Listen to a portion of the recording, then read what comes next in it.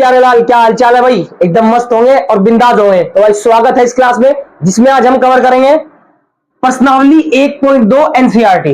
ठीक है भाई, हम इस सीरीज में एनसीईआरटी कवर कर रहे हैं। जितने भी क्वेश्चन है सारे आराम से देखेंगे, आराम से करेंगे, कोई जल्दबाजी नहीं है। ठीक है, तो भाई फटाफट शुरू करेंगे। क्लास में सारे बच्चे आ जाओ जल्दी से जल्दी, फिर अपनी क्लास को हम शुरू कर देंगे। और जो भी बच्चे भाई नए हैं वो जरूर से जरूर चैनल को सब्सक्राइब कर ले, क्योंकि मैथ्स आपका स्ट्रॉन्ग करवाने वाला हूं मैं, कोई दिक्कत वाली बात नहीं है। ठीक है, तो फटाफट आ जाइए क्लास में, फिर हम शुरू करते हैं अपनी क्लास को। ठीक है, और कॉपी पेन लेके जरूर बैठना भाई। अगर कॉपी पेन लेके बैठोगे तो मुझे लगता है कि आपको ज्यादा समझ में आएगा इधर, क्योंकि आप नोट करोगे, प्रैक्टिस होती चलेगी आपकी। ठीक है, चलिए तो शुरू करें क्या? सारे बताओ जल्दी, शुरू करें क्लास को। चलिए शुरू करते हैं। तो आज की क्लास भाई हमारी एक्सरसाइज 1.2, और हाँ 1.1 आपका लिंक नीचे मिल जाएगा, जाके आप वॉच कर सकते हैं, सीख सकते हैं। ठीक है, उदाहरण भी मैंने करवा दिए, आप वहां पे जाके उसको भी देख सकते हैं। ठीक है, चलिए भाई, तो पहला सवाल जो है हमारा एक्सरसाइज 1.2 का क्या कहता है, बहुत ध्यान से देखेंगे। नीचे दिए गए कथन सत्य है अथवा असत्य है, कारण सहित उत्तर दीजिए। सत्य और असत्य बताना और कारण भी बताना इसमें साथ साथ, तो बहुत ध्यान से देखेंगे। ठीक है, तो पहला स्टेटमेंट क्या है? पहला स्टेटमेंट है आपका कि प्रत्येक अपरिमेय संख्या, जितनी भी अपरिमेय संख्याएं होती है, जितनी भी अपरिमेय संख्याएं होती है, प्रत्येक अपरिमेय संख्या क्या एक वास्तविक संख्या होती है? प्रत्येक अपरिमेय संख्या क्या वास्तविक संख्या होती है? जल्दी बताओ। देखो हमने क्या पढ़ा था, हमने क्या पढ़ा था? कारण के साथ उत्तर देंगे।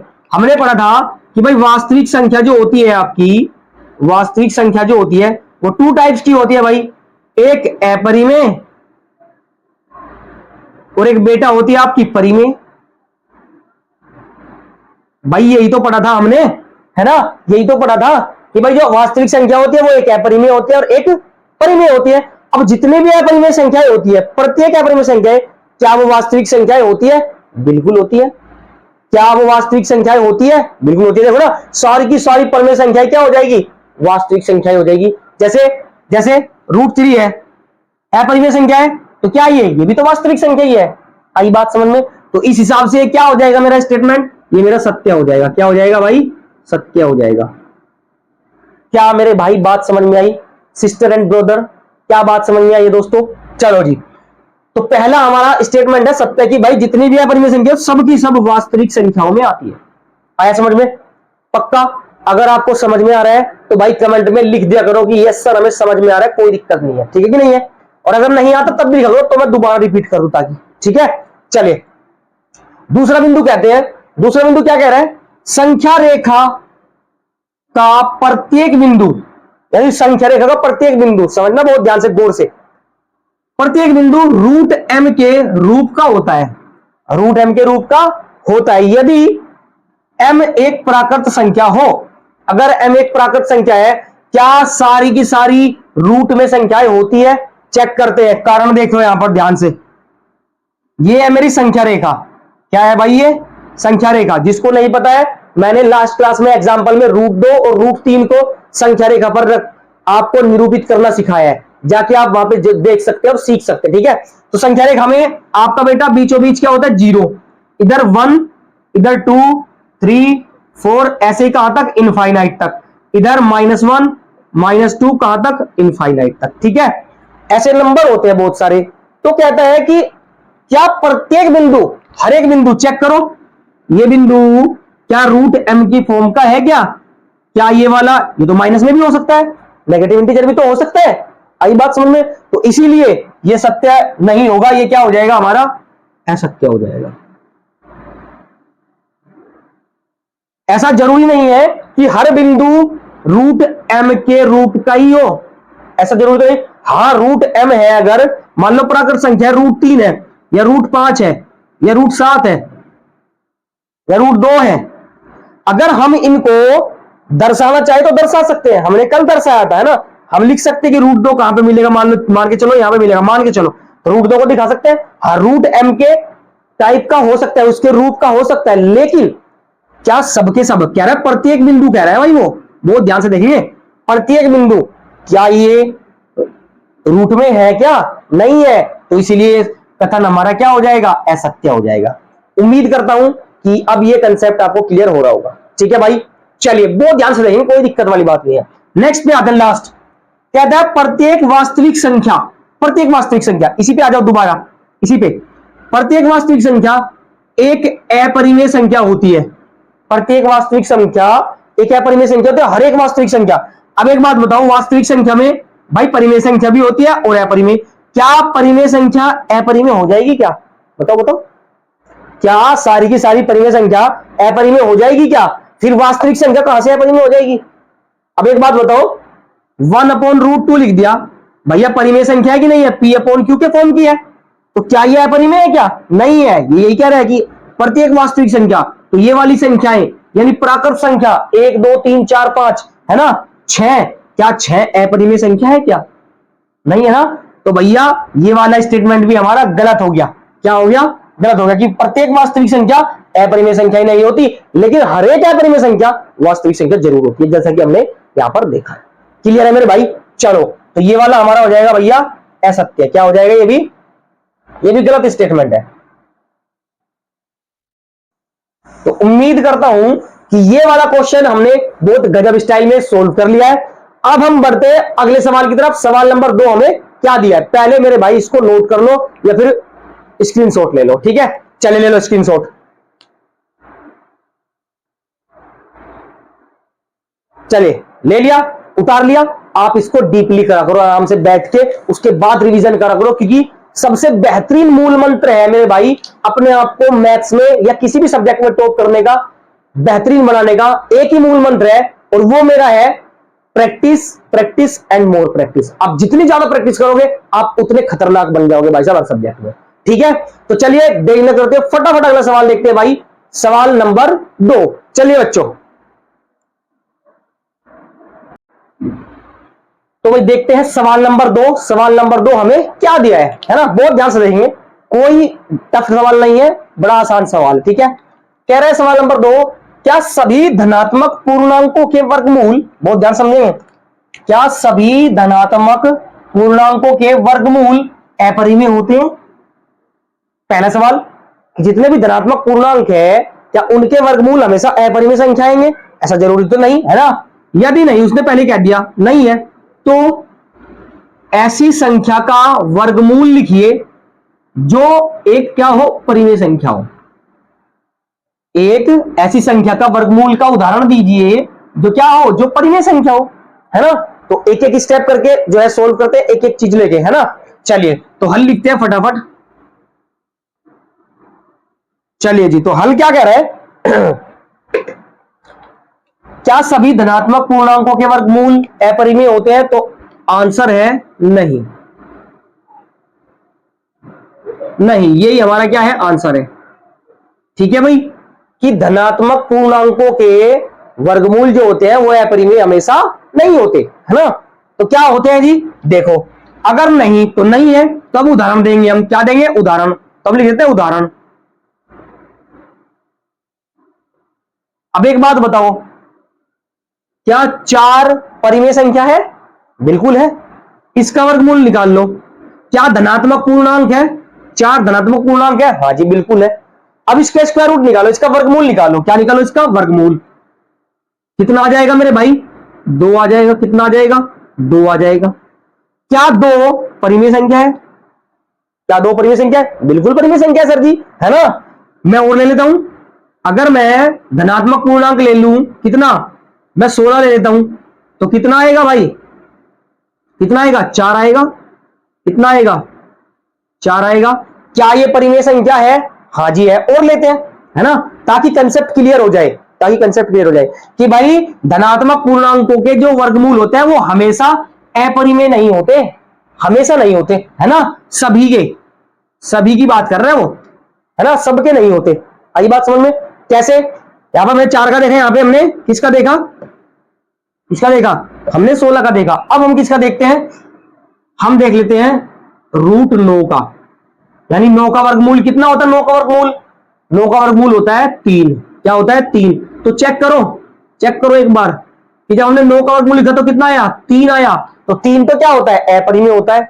यानी किसी किसी का होता है और किसी किसी का नहीं होता। इसका मतलब ये है कि भाई सबका नहीं होता। आई बात समझ में? इसका मतलब है कि सबका नहीं होता, इसलिए हमारा आंसर है नहीं। उदाहरण हमने पहला दूसरा दो उदाहरण दे दिए हमने जो परिमेय है। ये आपको समझाने के तौर पे बताइए तो अपरिमेय है। ये तो क्या है भाई, सॉरी सॉरी सॉरी सॉरी, है ना। इसको बहुत ध्यान से देखें। देखो उसने कहा है कि धनात्मक पूर्णांकों के वर्गमूल अपरिमेय होता है क्या, लेकिन 3 तो अपरिमेय नहीं है। आई बात समझ में? और रूट 9 भी क्या है, रूट 9 भी तो अपरिमेय नहीं है, ये तो परिमेय ही है। जिसका स्क्वायर निकल जाता है वो तो परिमेय होता है। आई बात समझ में? तो कुछ ऐसे नंबर होते हैं जैसे रूट 2, रूट 3, रूट 5, इनके जो होते हैं वो परिमेय नहीं होते, क्योंकि इसका नंबर डेसिमल में आएगा, इसका नंबर डेसिमल में, इसका नंबर भी डेसिमल में। आप इसका रूट निकालोगे तो हमेशा डेसिमल में ही आएगा। आई बात समझ में? 1 पॉइंट के समथिंग आएगा, एक से छोटा होता है ये। आया समझ में कि नहीं आया? अब अगर मैं रूट 9 का निकाल लूं तो कितना हो जाएगा, 3 का हो जाएगा कि नहीं? किसका होता है इसका रूट? 3 का होता है। अब 3 तो परिमेय संख्या होती है भाई जी, तो ये भी हो गया एक उदाहरण इसी का ही। ठीक है, बस ये आपके अपरिमेय होते हैं। और धनात्मक तो वर्गमूल है ही, धनात्मक है कि नहीं? 2 नंबर, 3 भी धनात्मक है और 5 भी पूर्णांक है, लेकिन इनके जो वर्गमूल होते हैं वो परिमेय कतई नहीं होते। आई बात समझ में? चलो तो दूसरा भी हमने देख लिया आंसर बहुत बेहतरीन तरीके से, कोई दिक्कत नहीं है। पहला उदाहरण ये रहा और दूसरा उदाहरण ये रहा और तीसरा उदाहरण ये रहा। और इसका आंसर क्या है? नहीं है, कि भाई सभी के नहीं होते हैं, सभी के वर्गमूल अपरिमेय नहीं होते हैं, लेकिन किसी किसी के वर्गमूल अपरिमेय हो जाते हैं। आई बात समझ में? चलिए, ओ सॉरी मानव देवता गिर गए। तो अगले सवाल पे चले, पहले नोट कर लो एक बार यार, है ना।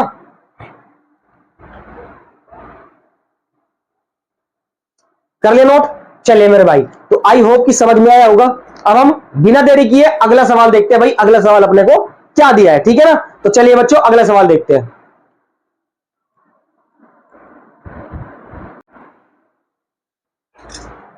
तो भाई देखते हैं सवाल नंबर 3 और बहुत मोस्ट इंपोर्टेंट इस एक्सरसाइज का। ठीक है, तो सवाल नंबर 3 क्या कह रहा है? दिखाइए कि संख्या रेखा पर रूट 5 को किस प्रकार निरूपित किया जा सकता है ना। तो रूट 5 को हम संख्या रेखा पर दिखाएंगे, जैसा हमने लास्ट क्लास में दिखाया था रूट 2 और रूट 3 को। ठीक है, चलिए तो हमें किसको दिखाना है, हल लिख लेते हैं भाई, हल लिख लेते हैं। तो किसको दिखाना है भैया? रूट 5 को दिखाना है, रूट 5 को संख्या रेखा पर दिखाना है। तो लिख रहे हैं रूट 5 को संख्या रेखा पर दिखाना है, संख्या रेखा पर निरूपित करना है, ऐसे लिख देते हैं, है ना। निरूपित करना है, ये लिख दिया। अब रूट 5 को हम लिख कैसे सकते हैं भैया? रूट 5 को हम लिख सकते हैं जी अंडर रूट 2 का स्क्वायर प्लस 1 का स्क्वायर। कोई दिक्कत है क्या यहां तक? ऐसे हम लिख सकते हैं। कैसे कि भाई रूट 2 का स्क्वायर 4 और प्लस 1 का स्क्वायर 1, तो कितना हो गया? रूट 5 ही हो गया कि नहीं हो गया? हो गया कि नहीं हो गया? चलिए तो अब हम क्या करेंगे, अब हम संख्या रेखा खींचेंगे स्केल की हेल्प से। तो स्केल मेरे पास है, ये रहा। आपके पास भी स्केल जरूर होना चाहिए, ठीक है मेरे भाई। तो स्केल मेरे पास है, मैं क्या कर रहा हूं, मैं जो है स्केल से, तो स्केल तो छोटा पड़ेगा इसीलिए मैं सीधा सीधा बना देता हूं। ठीक है, तो मैं बना रहा हूं संख्या रेखा यहां पर, ये लीजिए संख्या रेखा मैंने बना दी। ये मेरी संख्या रेखा है, ये सिर्फ अभी रेखा है। ठीक है, तो संख्या रेखा बनाने के लिए मुझे बीचों बीच क्या लगाना पड़ता है मेरे भाई? मान लो यहां पर बीचों बीच क्या लगाना पड़ता है? 0। ठीक है, ये मेरा 1 और ये मेरा है 2 और ये मेरा है 3। तो आपको डिस्टेंस बिल्कुल सेम रखनी होगी, आपको स्केल में नाप नाप के क्या करना होगा, आपको मैं बता देता हूं कैसे और कब। देखना जरा, ये स्केल है, तो आपको जो दिख रहा होगा ना 1 0 1 2 3 4 5, इनमें आपको इकाई भर लेनी है जितनी भी आपको, है ना। 1 का गैप लेना चाहते हो 1 का, 2 का तो 2 का, 3 का तो 3 का, आप जितनी भी इकाई का लेना चाहते हो आप ले सकते हो, लेकिन आपको स्केल की हेल्प से ही करना है, क्योंकि आप अगर मेरे तरीके से करोगे तो आप गलती कर दोगे और आपका आंसर गलत हो जाएगा। आई बात समझ में?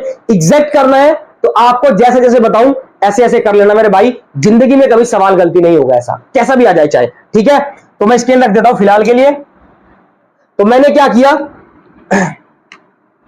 इसको नाम दे देता हूं इसको मैं नाम दे देता हूं कुछ ना कुछ। क्या नाम दे दिया भाई? मैंने नाम दे दिया इसको, इस वाले पॉइंट को ए नाम दे दिया। और देखो मैंने यहां पे कितना लिखा है, 2 का स्क्वायर, तो यहां पे दो पॉइंट लूंगा मैं, कितनी इकाई लूंगा? 2 इकाई की दूरी लूंगा। तो 0 से 2 इकाई की दूरी, ये बैठेगी मेरी 2 इकाई की दूरी। ठीक है मेरे भाई, तो यहां तक ले लिया मैंने, यहां से लेके और यहां तक मैंने ले लिया 2 इकाई। ठीक है भाई, मैंने 2 इकाई ले ली यहां से लेके यहां तक।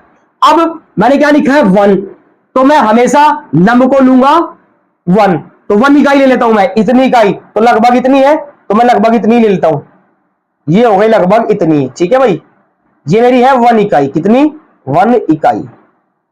क्या मेरे भाई समझ में आई? 1 इकाई ले ली मैंने, कैसे लिया? इधर से पता चल जाएगा आपको ऑटोमेटिक। आई बात समझ में? इधर से पता चल जाएगा कि कितना लेना है। आई क्या बात समझ में मेरे भाई? चलो बेहतरीन। अब क्या करेंगे, अब मैं इसको भी नाम दे देता हूं, इसको ए नाम, इसको दे दिया बी और इसको देता हूं सी। अब मैं क्या करता हूं, ए से सी को मिला देता हूं, ए से सी को मिला देता हूं, मिलाओ भाई ए से सी को, ये मिला दिया मैंने ए से सी को। तो चेक करो, आपका समकोण त्रिभुज बनकर रेडी हो गया। और हमेशा अगर आपको अपरिमेय संख्याएं दिखानी है, जैसे √5, √2, √3, हमेशा आपको समकोण त्रिभुज लेना पड़ेगा मेरे भाई, 90 डिग्री वाला।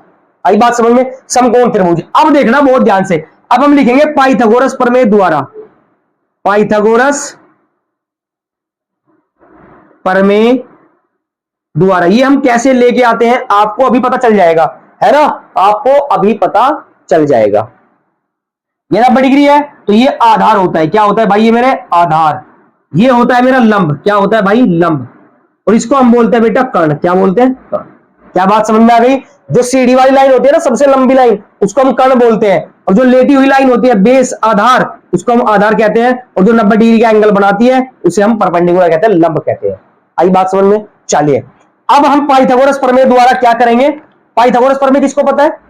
जिसको नहीं पता है, लास्ट क्लास में मैंने बताई है, आप जाके वहां से देख सकते, सीख सकते भाई, बड़े आराम से, बड़ी बेहतरीन तरीके से मैंने बताया। और आज भी मैं एकदम गजब तरीके से बताऊंगा। ठीक है, तो बहुत ध्यान से। पाइथागोरस एक बंदा था, इसने एक थ्योरम दी थी। पाइथागोरस कौन था? एक इंसान था, उसने क्या दी? एक थ्योरम दी, एक प्रमेय दी, उसने अपने नाम पे रख दिया पाइथागोरस प्रमेय।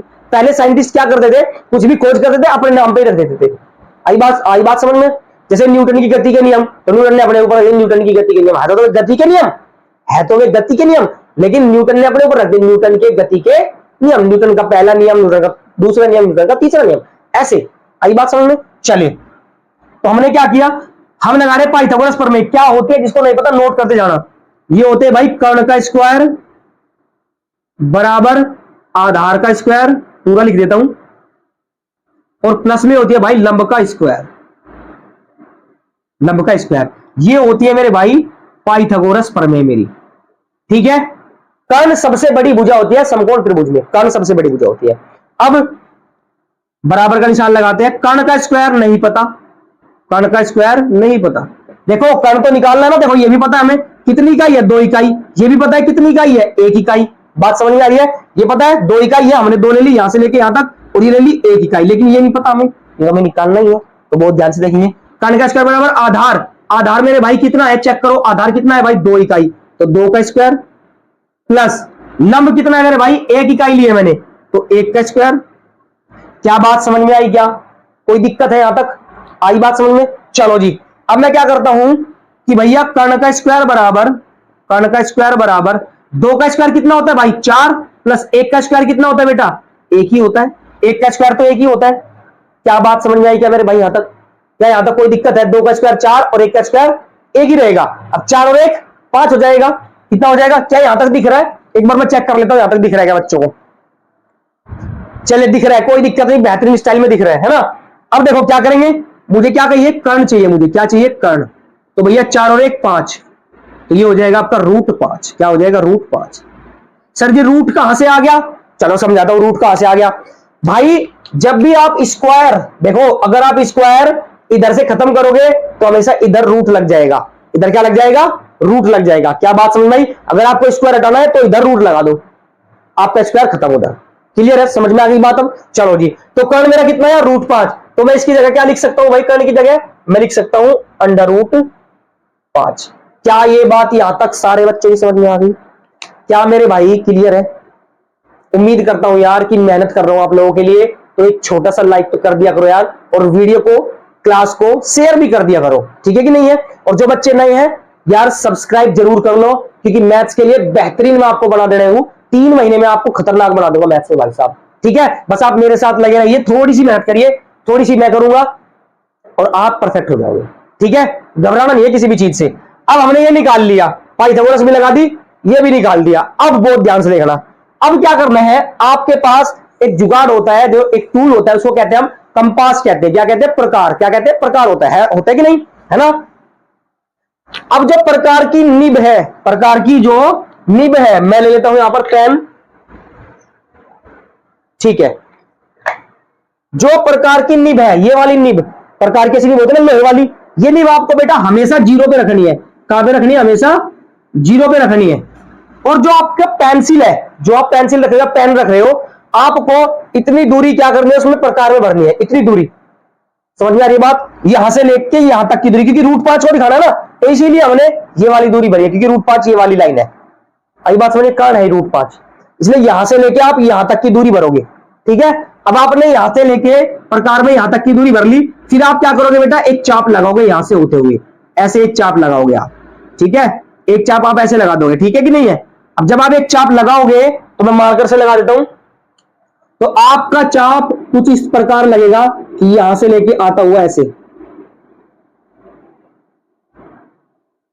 तो ये जो जहां पे लाइन को काटेगा, जहां पे इस रेखा को काटेगा, ध्यान रखना, इस वाली रेखा को काटेगा, यहीं पे आपका होगा बेटा रूट 5। क्या होगा?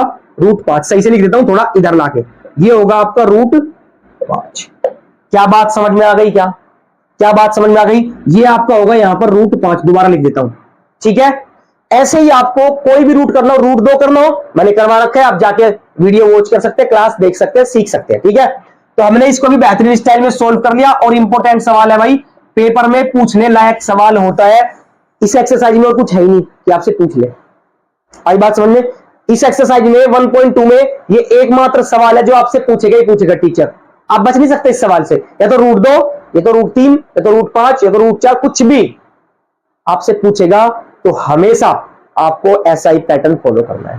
ठीक है मेरे भाई, पैटर्न सबका सेम होता है, पाइथागोरस लगानी पड़ती है, आपका आ जाता है √5 यहां पर। क्लियर है? तो फटाफट नोट कर लो मेरे भाई सारे बच्चे।